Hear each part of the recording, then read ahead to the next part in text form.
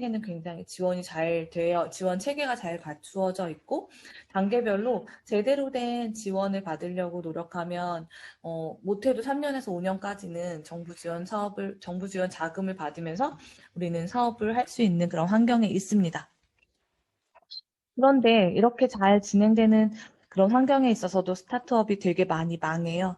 우리나라 같은 경우는 2년을 넘어가는 스타트업들이 사실 그렇게 많지 않은 편이고, 정부 지원을 통해서 3년 차가 됐었어도 실제 이제 시장에 나가서 많이 실패하는 사례들이 있는데, CB 인사이트라는 곳에서 스타트업이 실패하는 이유 20가지를 한번 찾아봤어요. 도대체 왜 그렇게 많이 실패를 하나? 실제로 이 통계에 의하면 2년 안에 48% 정도가 폐업을 한다고 하고, 실제 우리가 굉장히 잘 알고 있는 실리콘밸리 같은 경우는, 지금 그 많은 기업들 중에서 5년을 넘은 기업이 3% 정도밖에 없다라는 얘기가 돌고 있어요. 그러니까 그 정도로 스타트업들이 비즈니스를 잘 만들고 좋은 아이디어를 가지고 비즈니스를 잘 만들어도 실패하게 되는 경우들이 되게 많은데, 그 이유들 중에 하나가 이제 뭐 돈이 없다던가 아니면 팀이 부족하다던가 아니면 너무 많은 그 경쟁사들을 데리고 있는 그런 시장에 들어갔다던가 이런 부분들의 문제가 있게 되는데요.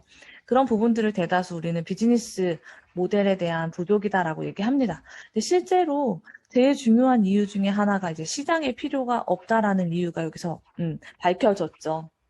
음, 정부 입장에서 또는 우리가 지금 지원을 하는 입장에서 스타트업들이 망하는 이유가 시장에 필요가 없다라는 건 꽤 충격적인 결과예요. 왜냐하면 그래도 어느 정도의 고객의 필요성이라던가 문제를 발생시키는 원인들을 파악하고 그것들 중에서 좋은 방법을 가지고 아이디어를 만든다고 생각하는데, 실제로 나와 있는 아이템들을 보면 누군가의 문제를 해결하는 필요성보다는 내가 만들고 싶은 또는 내가 시장의 기회를 발견했을 때의 그런 기회 요소들을 가지고 제품이나 서비스가 만들어지는 경우가 되게 많다라는 이야기들이 있습니다. 그래서 그런 문제들을 조금 해결하기 위해서 우리는 이제 기존에 내가 그냥 만들고 싶은 것들을 만드는 게 중요한 게 아니라 그 고객이 원하는 또는 문제를 갖고 있는 사람들이 해결하고 싶은 방향을 좀 찾아서 해결할 수 있는 그런 방법들을 강구해야 된다라는 얘기를 하고 있어요. 비슷한 얘기인데, 스타트업이 하는 가장 큰 실수, 10대 실수를 가지고 이렇게 조사해 봤을 때, 그때도 1번이, building something nobody wants라고 해서 아무도 원하지 않는 제품을 만든 게 가장 큰 실수다. 이렇게 얘기하고 있습니다. 이 단계에서 돌아봐야 되겠죠. 우리는 과연, 내 고객일 수 있는 사람들이 원하는 그런 제품이나 서비스를 만들고 있을까? 이 부분에 한번 집중해 보면 좋겠습니다. 그래서 스타트업들이, 비즈니스를 만들 때 이러한 방법들, 기존에 내가 생각하는, 이거는 문제다 싶었을 때 기회를 발견하고 그 발견한 기회에서 내가 생각하는 형식대로만 제품과 서비스를 만들면 망하게 된다. 그러니까 내가 생각하는 형식대로가 아니라 여기처럼 show the prototype to 100 people. 사람들에게 이 프로토타입, 내가 만들려고 하는 그 기능 관련된 구현을 사람들에게 좀 보여주라라는 그런 방법론을 얘기하고 있어요. 모두가 다들 그 처음에, 지금은 그래도 많이 교육이 되고 많은 이 이론적인 학습적인 부분들이 정립이 됐기 때문에 스타트업들이 처음에 시작할 때 과연 이걸 해결해야 되는가에 대한 문제거리들을 굉장히 많이 찾고 있어요. 그런데 대부분의 스타트업들 중에서 기술을 갖고 있거나 아니면 뭔가 기능화된 그 아이템을 가지고 있는 팀들은 이 제품 자체가, 이 서비스 자체가 어디에 필요할까 보다는 이 제품이나 서비스를 어디에 노출시켜야지 사람들이 살까? 이 부분을 굉장히 고민 많이 합니다. 근데 그 과정에서 이제 사람들한테 노출이 됐을 때 사람들이 대다수, 그거는 있으면 좋은데 꼭 필요하진 않아 라고 얘기하는 경우가 되게 많은 거죠. 그래서 아이코어 프로그램, 그 초창기, 그러니까 고객을 개발하는 그 프로그램을 만든 워싱턴 DC의 그런 기업가정신 센터의 프로그램에서는 늘 얘기하는 게, 그 나이스 해브보다는 머스트 해브인 제품을 만들어야 된다 이렇게 얘기하고 있어요. 우리가 만들고 만들어진 제품과 서비스를 쓰는 과정에서 더 좋은 더 좋은 효과나 효율을 만들어낼 수는 있어요. 그런데 써보기 전에 진짜 필요한 게 무엇인지를 파악하고 정말 필요한 기능 위주로 서비스를 만들거나 제품을 만든다면 우리는 그 제품을 꼭 쓸 수밖에 없는 제품으로 만들 수 있다, 상품으로 만들 수 있다, 이런 의미인 거죠. 린 스타트업이라고 해서, 그 비즈니스 모델을 만들고, 스타트업이 비즈니스 모델을 만들고, 이것들을 고객들한테 전달하는 과정에서 어떻게 해야 되나를 가지고, 책을 만든 에릭 리스라고 하는 교수님이 있습니다. 그 교수님이 이제 이렇게 얘기했어요. 스타트업은 한치도 알 수 없는 불확실성의 상황에서 새로운 제품을 고객에게 전달하기 위해 디자인된 조직이다. 이렇게 얘기를 했고요. 그리고 같은 이 교수님의 스승인 이 린 스타트업의 창시자인 스티브 블랭크라고 하는 스탠포드 교수님은 스타트업은 고객 기반으로 가설을 검증해야 하는 임시 조직이다라고 얘기를 했습니다.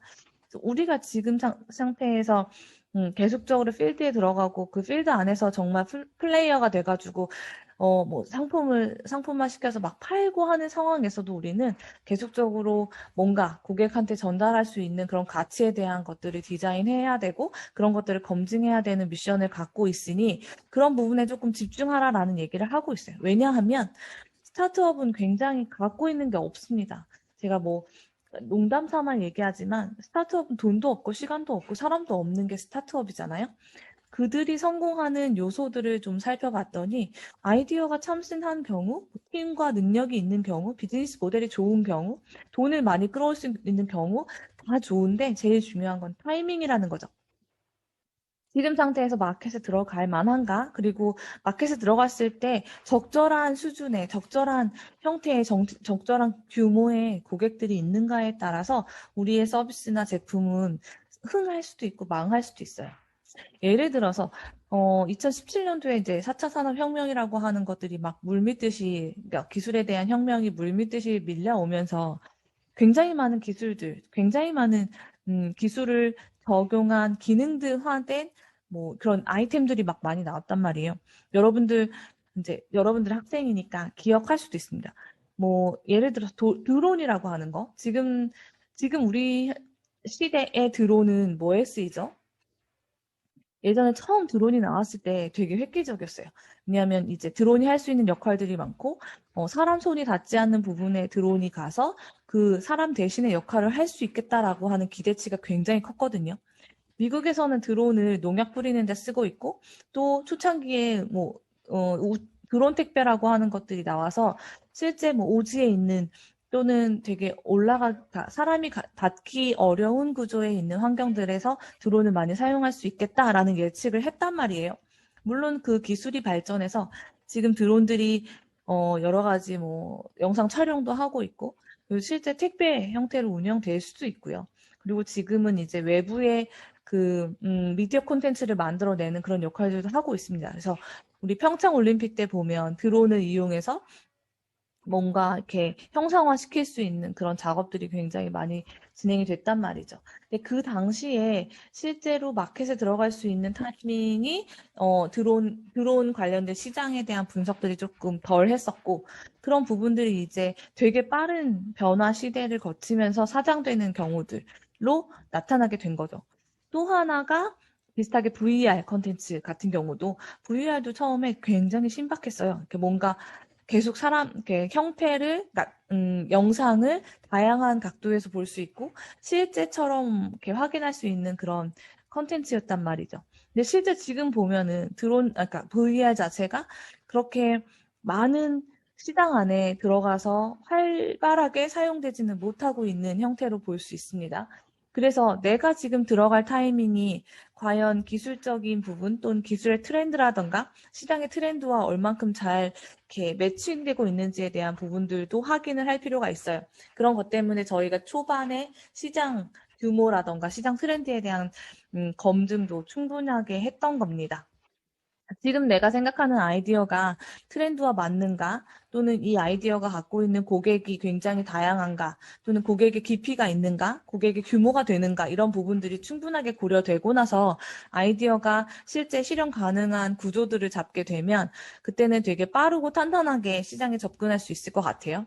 그래서 아까 말씀드린 스티브 블랭크 교수는 스타트업을 반복 가능하고 확장 가능한 비즈니스 모델을 검증하기 위하여 조직된 임시 조직이다라고 얘기를 했습니다. 그러니까 스타트업으로서 문제 해결에 대한 솔루션들을 반복 가능한지 확장 가능한지에 대한 부분들을 검증해야 되고 이 검증 자체가 고객과 시장 기반으로 되어야 한다라는 겁니다. 그래서 지금부터 우리가 해야 될 일은 아이디어에 대한 구조를 과연 어떻게 고객과 시장 기반으로 검증할 것인가에 대한 고민을 하는 시간을 가지려고 합니다. 제가 앞단에 그 전반적으로 비즈니스를 만드는 과정이라고 해서 문제와 환경, 수요, 전략, 솔루션, 고객, 솔루션, 전략 수립 이런 방법들에 대해서 한번 얘기를 했었고 그것들 중에서 가장 지금 우리가 고민을 해야 되는 건 문제 정의와 환경 분석 단계다라는 얘기들을 했었어요. 그래서 요러한 표가 하나 제시가 됐었습니다. 일단 스타트업이 비즈니스를 만드는 방법 자체는 문제를 정의하고 이 문제가 과연 어떤 환경 안에서 녹아져 있는가, 이 환경 안에서 과연 해결 필요성이 있는가에 대한 부분들까지 조사가 되고, 조사가 되면 그 환경 분석을 통해서 이 안에 수요자가 있겠네? 이 안에 이런 공급자와 이해관계자가 있겠네? 이들은 현재 이러한 문제를 어떻게 해결하고 있네? 라고 하는 부분들을 조사할 수 있어요. 그러면 그 부분들을 가지고 이걸 가지고 실제 그 수요자가 나의 고객인지, 공급자가 나의 고객인지, 이해관계자가 나의 고객인지에 대해 따라서 그들이 느끼고 있는 문제 해결에 대한 필요성, 그리고 이 문제를 겪고 있는 거에 대한 불편한 세부적인 구체적인 사항들, 그리고 과연 그러면 이게 어떤 기능을 했을 때 필요 기능으로 인정받을 수 있을까에 대한 부분들을 고객들 대상으로 물어볼 수 있고요. 그렇게 물어봤을 때, 이 고객이 나한테, 수요자가 나의 고객이네. 공급자가 나의 가장 큰 고객이네. 또는 이해관계자 중에서 진짜 나의 고객들이 따로 있었네. 이런 부분들을 좀 캐치할 수 있어요. 그러면 그 고객이 설정이 되고 고객이 느끼는 가치를 통해서 얼마면 되겠네. 어떤 기능이면 되겠네. 어느 채널에서 제공하면 되겠네. 이런 부분들을 찾아냅니다. 그러면 이제 우리의 상품이 만들어지고 그러면 비즈니스 모델이라고 하는 것들이 구조가 쓰게 돼요. 그러면 이제 사업화 전략을 수립한다는 단계에서 이 상품을 어떻게 누구를 통해서 전달할 것인가? 그럼 누구와 함께 협력할 것인가? 그리고 어떤 방식을 통해서 홍보할 것인가? 이런 부분들을 통해서 사업화 전략이라는 것들을 수립하게 됩니다. 비즈니스 모델은 기업이 제품과 서비스, 제품 또는 서비스를 제공하는 과정에서 가치를 어떻게 창조하느냐를 찾는 거예요. 그래서 고객과 고객이 원하는 가치를 우리는 어떻게 주어야 되는지에 대한 고민들을 할 수 있습니다. 이 구조가 비즈니스 모델 캔버스라고 하는 구조고요.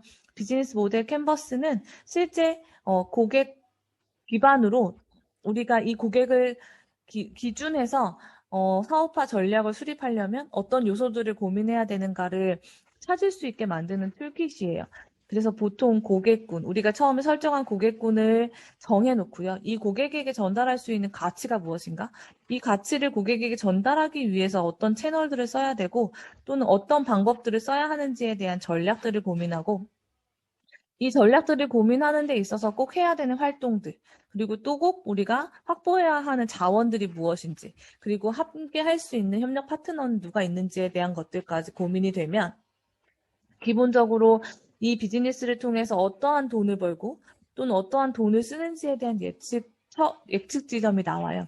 그러면 이 상황에서 지속적이고 안정화된 수익 구조를 만들기 위해서 우리는 어떻게 수익 구조를 늘려나가야 되는 것인가, 어떻게 비용 구조를 줄여나가야 되는 것인가에 대한 고민들을 또 추가적으로 할 수가 있겠죠. 그래서 비즈니스 모델 캔버스는 스타트업들이 비즈니스를 고민할 때 한 번 정도는 작성해보는 그런 툴킷입니다.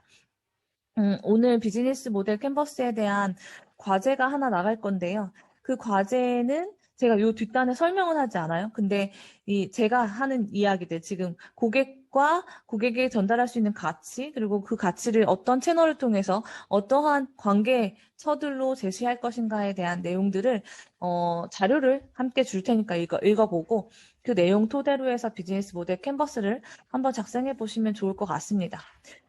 비즈니스 모델이란 하나의 조직이 어떻게 가치를 창조하고 전파하며 포착해내는지를 합리적이고 체계적으로 묘사하는 것이라고 하고요. 조직의 구조나 프로세스, 시스템을 통해서 실현시킬 수 있는 전략적인 청사진을 그릴 수 있는 형태의 툴킷입니다.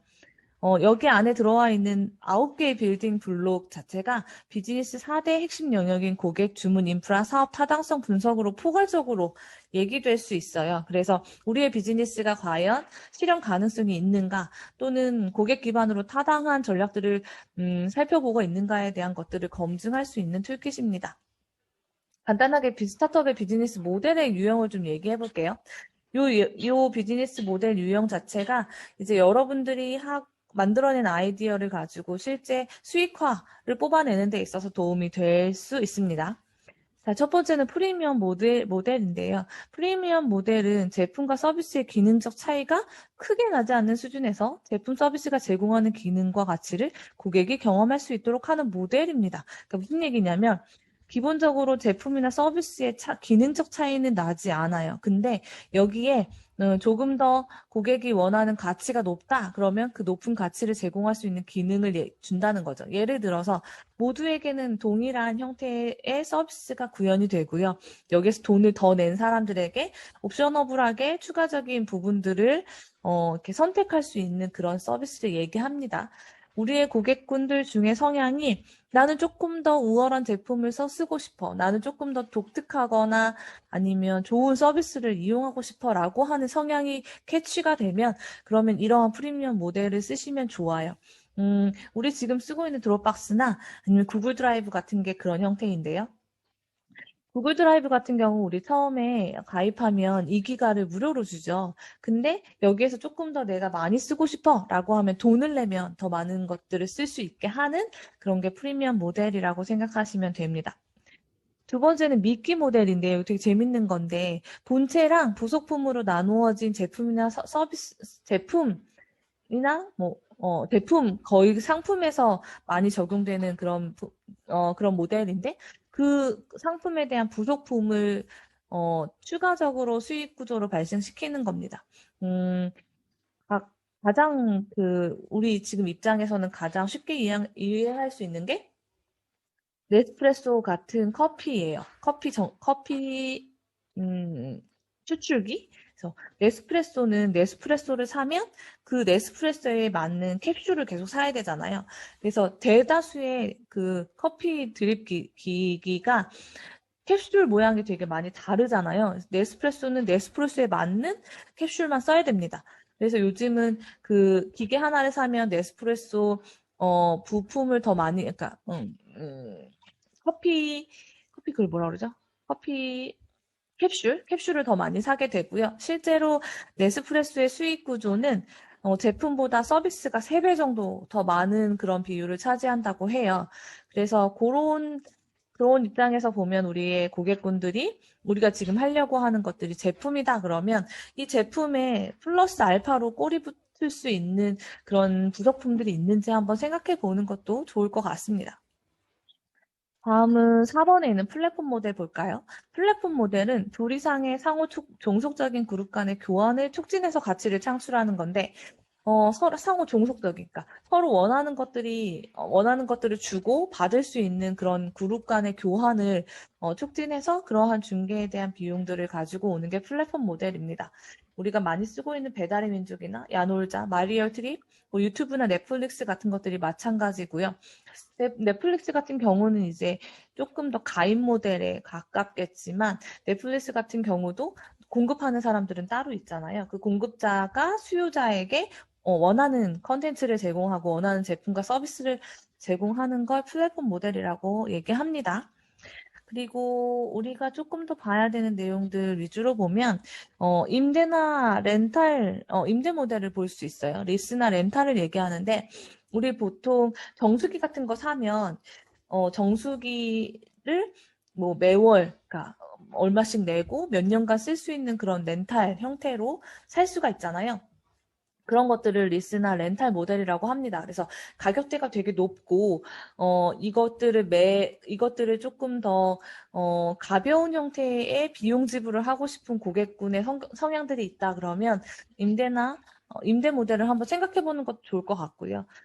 지금은 이게 굉장히 많이 넓어져서 뭐 자동차도 있고, 그다음에 뭐 가구 형태, 뭐 가전 형태 되게 많잖아요. 그들 중에서 우리가 들어갈 구멍이 있는지에 대한 것들을 한번 살펴보는 것도 좋습니다. 그리고 이제 부분 유료화 모델 같은 경우는 서비스에 해당되는데요. 그냥 기본적으로 다 무료로 쓸 수 있지만 거기에서 조금 더 좋은 UI를 쓰거나 좋은 기능을 쓰려면 돈을 내야 되는 그런 게임 형태들이 있을 수 있고 요즘 조금 더 많이 접근할 수 있는 모델들 중에는 이 서브스크립션, 가입형 모델이 있어요. 그래서 가입해서 구독을 하거나 아니면 그냥 가입만 하는 형태들도 있는데 보통 뒷단에서 제가 사례 설명은 할 건데요. 돈을 내놓고 가입비를 내고 또는 가입비를 내지 않고 월정액만 내고 제품이나 서비스를 일정 수준이나 기능들 이상의 제품 서비스를 지속적으로 사용할 수 있는 그런 것들을 가입형 모델이라고 얘기합니다. 사례를 조금 보면요. 아까 얘기한 프리미엄 모델에서 드랍박스는 구글하고 비슷합니다. 근데 드랍박스가 되게 잘하고 있는 건 실제로 초창기에는 고객들을 끌기 위해서 가입한 고객에게 200메가를 주고 그 가입한 고객이 친구를 추천하면 200메가를 더 줬어요. 그러면 어떤 현상이 벌어지냐면 가입한 고객이 추가하고 해서 최대 무료로 2기가까지 쓸 수 있게 합니다. 그러면 이제, 친구들을 막 10명씩 추천하려고 하겠죠. 그렇게 해서 고객들을 늘려나가는 그런, 마케팅 전략들을 썼었는데요. 지금은 뭐, 기본적으로 그냥 일반적으로 가입할 수 있고, 드랍박스 형태로 가입하면서 이제 비용을 더 내면 더 높은, 클라우드 서버를 쓸 수 있는 그런 형태를 드랍박스가 하고 있습니다. 드랍박스도 그렇고 구글도 마찬가지지만 비용을 쓰면 2기가를 쓰던 거에서 2테라를 쓸 수 있는 그런 용량의 용량을 주어지게 돼요. 그래서 그런 것들 때문에 서버를 많이 써야 되는 사람들은 점점 더 높은 비용을 내고 쓰게 되는 그런 현상들이 벌어지기도 합니다. 두 번째는 홈페이지를 만들어주는 그런 툴이에요. 윅스라고 하는 홈페이지인데, 우리 보통 요즘은 홈페이지를 만들지 않고 그냥 내 서비스를 한눈에 볼 수 있는 것들을 그냥 롤업을 두세 번 하면 전체 이 기업이 무슨 일을 하는 기업인지 볼 수 있게 하는 그런 형태의 랜딩 페이지들이 되게 많거든요. 그 랜딩 페이지를 만들어주는 서비스고, 이 랜딩 페이지를 넘어서서 홈페이지까지 만들 수는 있습니다. 근데 뭐 랜딩 페이지 중에서도 좀 고급이라던가 아니면 홈페이지 중에서도 기능이 조금 더 부여되거나 아니면 나중에 진짜 다 만들고 나서 도메인까지 부여받으려면 돈을 좀 더 많이 내야 돼요. 그래서 그런 것들을 프리미엄 모델로 많이 내고 있는 게 윅스라고 하는 홈페이지입니다. 나중에 저희가 이제 시간이 좀 돼서 뭔가 홈페이지를 봐야 되는 그런 과정이 오게 되면 윅스를 좀 많이 쓰는 것들을 권장합니다. 두 번째는 이제 정기 배송인데요.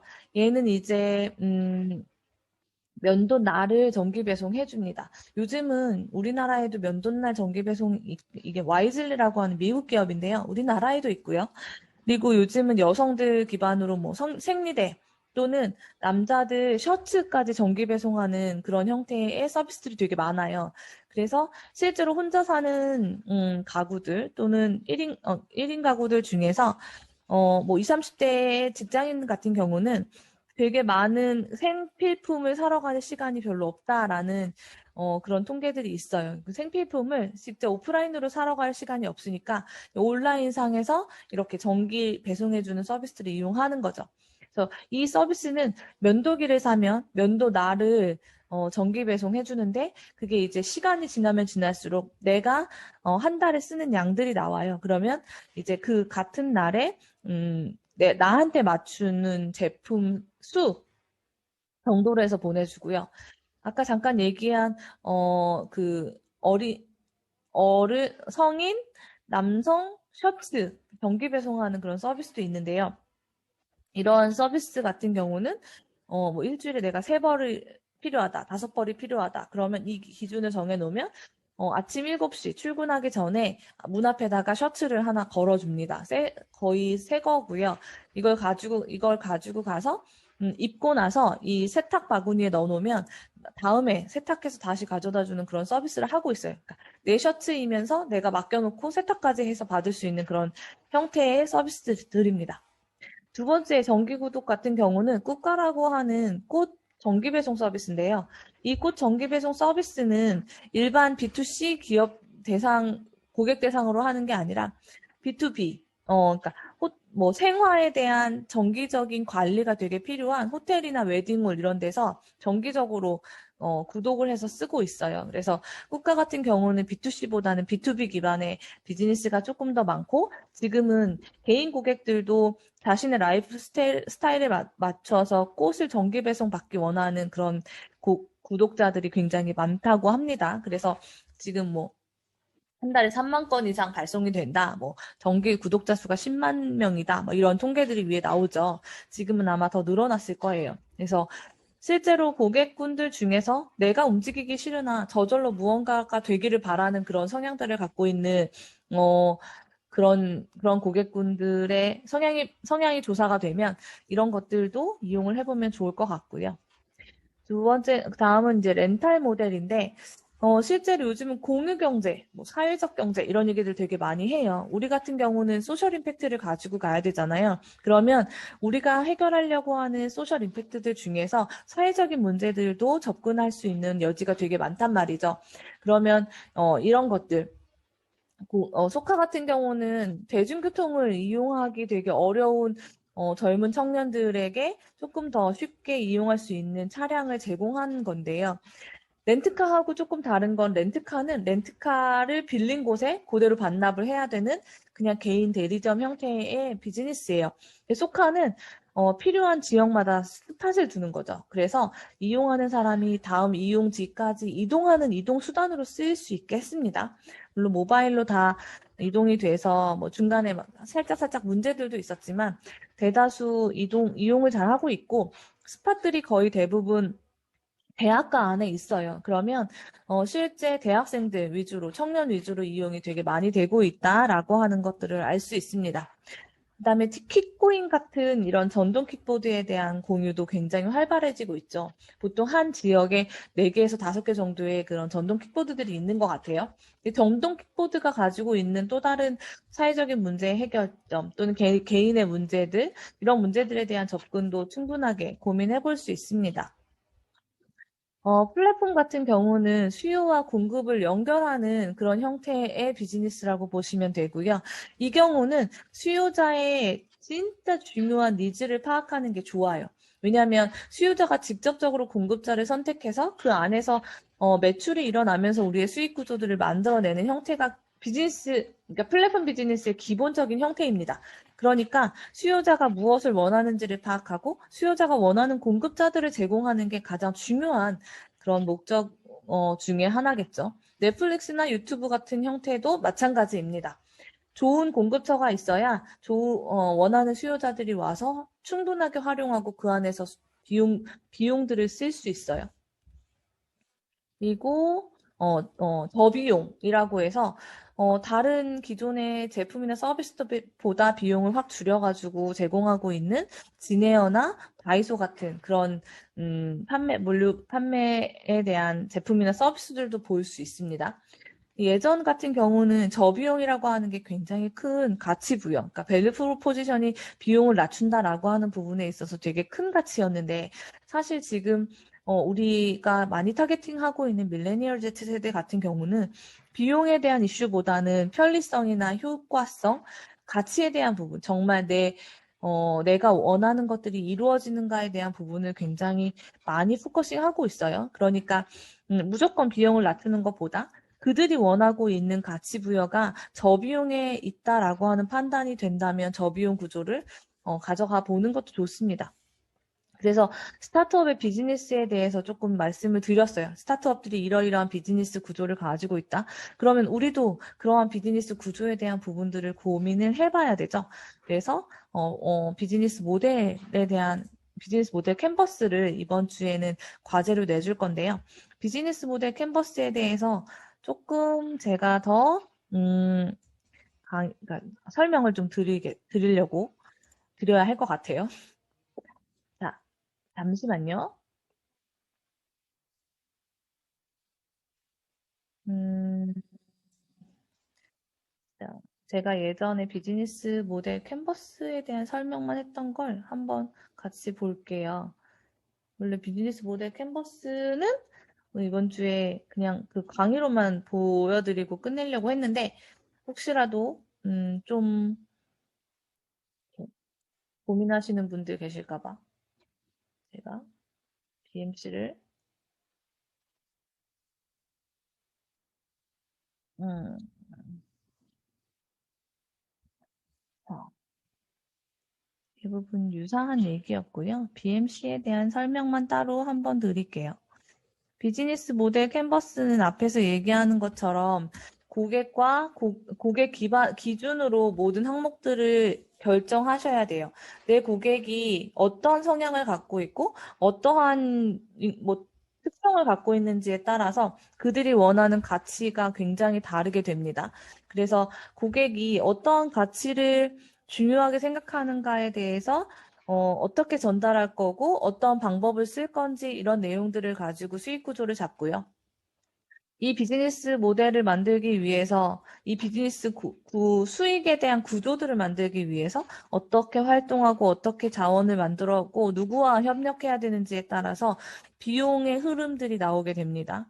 그래서 간단하게 하나하나 설명해주면 고객 세그먼트 같은 경우는 기업이 상품을 제공하려고 하는 하나 이상의 고객군이라고 얘기해요. 그래서 꼭 하나의 고객만 설정하는 게 아니라 나의 고객이 제가 봤을 때 8개까지 나온 고객군을 봤었거든요. 근데 그 고객군이 원하는 가치가 같다면 하나의 고객군인 거고, 다르다면 둘의 고객군을 줄 수 있어요. 예를 들어서, 수요와 공급자가 둘 다 플랫폼인데 수요자도 내 고객, 공급자도 내 고객이다. 그러면 수요자가 원하는 이 서비스를 통해서 이렇게 그러니까 원하고 있는 베네핏은 물건을 빠르게 산다던가, 아니면 서비스에 빠르게 접근한다던가, 아니면 조금 더 정확하고 합리적인 비용, 뭐 이런 것들이 있을 수 있거든요. 근데 공급자인 고객 같은 경우는 뭐 그런 것보다 더 많은 고객을 확보할 수 있다던가 아니면 쉽게 고객한테 노출시킬 수 있다던가 이런 부분에 대한 가치가 있을 거거든요. 그러니까 하나의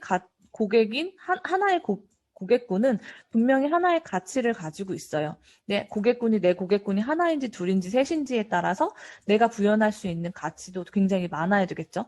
그 부분에 대한 고민을 해보시는 겁니다. 가치 같은 경우는 기업이 제품과 서비스를 통해서 제안하는 고객의 문제 해결점과 욕구를 충족시킬 수 있는 방법들이에요. 이 가치가 음, 저비용인 건지, 아니면 고효율인 건지, 아니면 빠른인 건지, 아니면 용이성인 건지, 이런 거에 따라서 그들이 생각하고 있는 가치 부여에 대한 대가가 굉장히 달라지거든요. 그래서 진짜 그들이 원하는 가치가 무엇인지를 고민해서 그 가치의 합리적인 대가를 제시하셔야 돼요. 그래서 가치 제한 같은 경우는 우리 상품의 가격 책정의 기준이 될 수 있습니다. 그래서 고객이 원하는 가치가 무엇인지 찾아보고 그 가치가 높으면 높을수록 좋다. 세 번째는 채널인데요. 기업이 제공하는 가치가 고객에게 도달하는 커뮤니케이션 뭐 채널이라던가 물류, 세일즈 채널과 같은 경로를 얘기합니다. 그래서 고객을 확보할 때 나는 어떤 채널을 이용할 것인지, 고객에게 홍보할 때 어떤 채널을 이용할 것인지, 또 고객을 계속적으로 락인시키는데, 유지하는데 어떠한 채널을 이용할 것인지에 대한 고민들이 필요하고, 이 채널을 통해서 어떻게 전달할 것인지, 그러니까 뭐 고객 관계 관리라고 해서 고객들을 유입시키는 방법, 고객들을 유지시키는 방법 이런 것들을 좀 얘기하는데 고객 관계 관리 같은 경우는 보통 뭐 고객들을 계속 오게 하는 또는 고객들이 우리 서비스에 조금 더 투영될 수 있게 하는 뭐 멤버십 형태를 준다던가 아니면 계속적인 프로모션을 제공한다던가 아니면 이벤트를 통해서 그들이 원하는 가치를 좀 더 많이 이렇게 수반시킬 수 있는 방법들을 쓴다던가 이런 내용들을 가지고 방법론을 생각해 볼 수 있습니다. 그리고 수익원 같은 경우는 아까 얘기한 고객들에게 가치를 제공했을 때 얻을 수 있는 금액에 대한 부분들을 예측해 보라는 거고요. 자원 같은 경우는 수익 구조를 만들기 위해서 우리가 꼭 갖고 있어야 되는 자산들이 있어요. 뭐 그러니까 기술팀 같은 경우는 연구 개발 인력 또는 마케팅팀 같은 경우는 뭐 마케팅 인력 뭐 이런 것들이 핵심 자원이 될 수 있고 물류나 공장 또는 연구소 뭐 이런 것들도 자원이 될 수 있어요. 그래서 내가 진짜 가지고 있어야 되는 자원이 무엇인가를 생각해보는 그런 시간인데 조금 인지해야 되는 건 핵심 자원의 자금이라고 하는 부분들은 빼고 생각하셔야 돼요. 자산이기 때문에 정말 비용 외에, 그러니까 금액 외에, 자본금 외에 진짜 우리가 갖고 있어야 되는 자산 형태로, 인프라 형태로 생각해 보시면 되겠고, 활동 같은 경우는 그러한 자산을 통해서 수익 구조를 만들기 위해서 내가 뭘 해야 되는가? 뭐 마케팅을 해야 되나? 아니면 홍보를 해야 되나? 아니면 기술을 개발해야 되나? 서비스를 만들어야 되나? 아니면 뭐 이벤트 그러니까 이해관계자 확보를 해야 되나? 뭐 이런 것들이 활동이 될 수 있습니다. 파트너는 자체적으로 보유하고 있지 않아도 되는 또는 조금 더 이렇게 뭔가 이렇게 계속적으로 수행하지는 않아도 되는 그런 경우는 굳이 내 안에서 인하우스 시켜서 내 조직으로 갖고 있지 않아도 파트너십을 가지면 조금 더 쉽게 풀리는 경우들이 있어요. 그래서 네스프레소 같은 경우는 그 네스프레소 기기를 만드는 기기 공장 같은 데는 파트너십이 되어 있습니다. 그런 형태의 파트너들, 그리고 이러한 자원과 활동과 파트너십을 위해서 써야만 하는 비용들, 이런 것들이 비용 구조라고 생각하시면 돼요. 그래서 비즈니스 모델은 모두 다 가정들이죠. 이럴 것이야. 이럴 것이야. 우리도 지금 그렇게 이럴 것이야해서 만들고 있는데요. 그 이럴 것이야를 검증하는 사전 단계다라고 생각하시면 되니까 뭐든 다 편안하게 내가 생각하는 그 모든 것들을 비즈니스 모델 캔버스에 투영시켜 보시면 좋을 것 같아요. 그래서 요 뒷단에는 하나하나 누가 우리의 가장 중요한 고객인가? 왜 그들은 우리의 제품과 서비스를 구입하는가 관점에서 고객을 찾아보고요. 그리고 가치에 대해서 고객에게 내가 전달할 가치가 무엇인가와 우리가 제공하는 가치가 고객이 처한 문제점을 과연 해결해 주는가, 고객이 어떤 니즈를 우리는 충족시켜 줄 수 있는가, 이런 부분들을 찾아낸다면 그 충족에 대한 만족도가 높으면 높을수록 비용을 높일 수 있습니다. 세 번째는 채널인데요. 채널은 아까 얘기한 것처럼 고객한테 가치를 제안하기 위해서 어떻게 커뮤니케이션 할 것인가, 그리고 어떤 채널을 통해서 자신의 가치가 전달되기를 원하는가, 이런 부분들을 찾아볼 필요가 있습니다. 관계 같은 경우는 고객들이 어떤 방식의 관계가 만들어지기를 원하는가. 어떤 고객들은 그냥 물건 하나 샀으면 뭐 모바일로 계속 정보만 줬으면 좋겠다. 또는 어떤 사람들은 이거 그냥 뭐 중간중간에라도 나 새로운 제품 있으면 안내 받았으면 좋겠다. 또는 써봤으면 좋겠다. 뭐 이런 형태 또는 뭐 멤버십으로 이벤트가 좀 있었으면 좋겠다. 뭐 이런 것들을 계속 원하거든요. 그런 원하는 방법들이 어떤 것인가를 찾아보고 그 방법을 이용한다면 고객들은 굉장히 좋아하겠죠. 그렇게 해서 우리는 그들이 얼마나 돈을 나한테 쓸 것인가를 예측해 볼 수 있고, 그 예측을 통해서 그러면 돈을 얼마를 지불시키고 그 돈을 가지고 나는 얼마를 벌 것이다, 이런 것들을 좀 이렇게 계산해 볼 수 있어요. 그런 것들을 수익원이라고 얘기합니다. 다음은 핵심 자원인데요. 비즈니스를 원활히 진행하는 데 가장 중요한 자산이라고 얘기했죠. 그래서 우리 가치에 있어서 핵심 자원이 뭐가 있어야 되는가? 또는 채널 확보를 위해서, 또는 채널을 통해서 고객한테 전달하기 위해서 우리는 어떠한 자원들을 나의 것으로 만들어야 되는 것인가를 고민하셔야 되고, 활동 같은 경우도 비즈니스를 원활히 하기 위해서 꼭 해야 되는 활동들, 꼭 해야 하는 중요한 일들 위주로 작성하시면 되고요. 파트너는 외부의 파트너십을 통해서 수행할 수 있는 내용이 뭐가 있는가 이 부분을 한번 따져보면 좋을 것 같아요. 실제로 고객과 파트너를 혼동하는 경우가 되게 많은데 고객은 나의 제품이나 서비스를 돈을 주고 사가는 거고 파트너는 나의 제품이나 서비스를 고객한테 전달하는 데 도움을 주는 사람들이다라고 생각하시면 될 것 같습니다.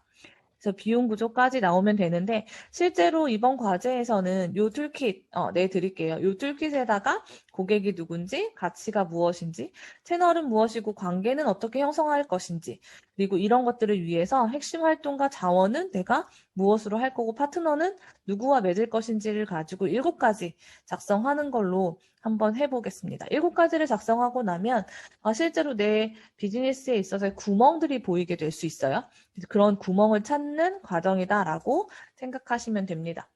예시로 네스프레소를 보여드릴게요. 네스프레소 같은 경우는 고객군이 2가지 고객군이었어요. 첫 번째는 집에 있는 사람들, 두 번째는 사무실에 있는 사람들. 이 2가지 고객한테 전달하는 이 가치 부여가 집에서도 카페에서처럼 차를 마신다라고 하는 가치 부여를 한 거죠. 그래서 이 가치 부여를 통해서 고객한테 전달하는 것들은 상품을 팔거나 아니면 DM을 보내거나 아니면 전화 홍보를 했었어요, 예전에는. 또는 매장을 이용해서 고객들이 직접 체험하면서 쓸 수 있도록 했습니다. 이런 것들을 통해서 이제 릴레이션십 전략은 멤버십 카드를 만들었어요. 그래서 멤버십에 등록되어 있는 사람들에게는 새로운 캡슐을 보내줘서 체험하게 하고, 그다음에 이벤트에 대한 쿠폰을 준다던가 이런 형태들 를 이용해서 고객들이 다른 캡슐을 사지 않고 우리 것만 쓸 수 있도록 락인시키는 그런 제도들을 좀 만들었던 것 같고요. 키 액티비티 같은 경우는 일단 생산을 위해서 공장 확보를 했고, 그다음에 마케팅을 위해서 홍보 전단지들을 만들었어요. 그래서 또 멤버십을 위해서 멤버십 카드 형태 멤버십 체제를 만들었고, 또는 이런 것들을 만들기 위해서 자원으로는 홍보를 할 수 있는 홍보 채널들, 생산할 수 있는 생산 공장, 그리고 물류, 전달할 수 있는 물류 체계 같은 것들을 리소스를 잡았습니다.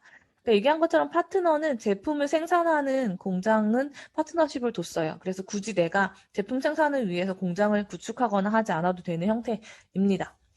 네스프레소는 제품 생산에 대한 비용보다 캡슐에 대한 비용이 더 많고요. 그래서 우리가 지금 이 네스프레소의 비즈니스 모델을 미끼 모델이라고 설명을 하고 있죠.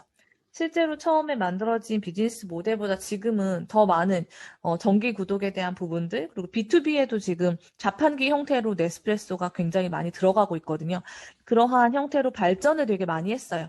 그래서 우리의 비즈니스가 어떻게 발전할 것인지 지금 당장 무엇부터 수반을 할 것인지 이런 것들을 전체적으로 좀 예측해보고 그 안에서 가장 중요한 게 무엇인지를 생각해서 비즈니스 모델 캔버스를 작성하시기 바랍니다.